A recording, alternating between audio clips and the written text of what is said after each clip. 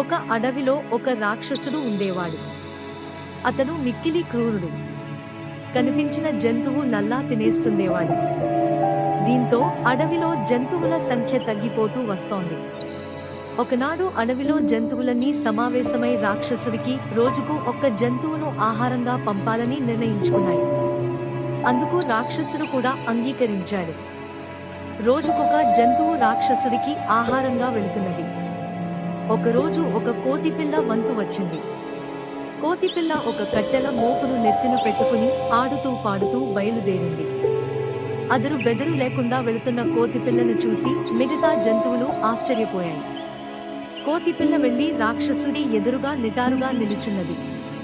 అది చూసి రాక్షసుడు, ఓసి మర్కటమా, నన్ను చూస్తేనే అడవిలోని జంతువులన్నీ గజగజ వణికిపోతాయి. నీవు ఎంత పొగరుతో నిలుచున్నావు అని హుంకరించాడు.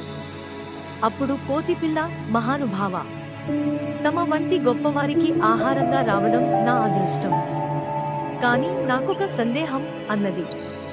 ఏమిటది అని ప్రశ్నించాడు రాక్షసుడు. ఎంతో ధైర్య సాహసాలు గల తమరికి నిప్పును చూస్తే భయమని అడవిలో జంతువులన్నీ ఎగతాళి చేస్తున్నాయి, నిజమేనా అని కవ్వించింది కోతిపిల్ల రాక్షసునితో. ఎవరా మాటన్నది?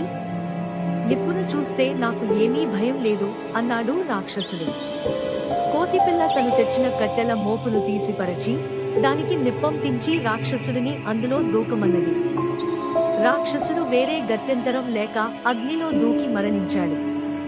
అది చూసి కోతిపిల్ల ఆనందంతో నాట్యం చేసింది. మిగతా జంతువులన్నీ వచ్చి కోతిపిల్లను అభినందించాయి.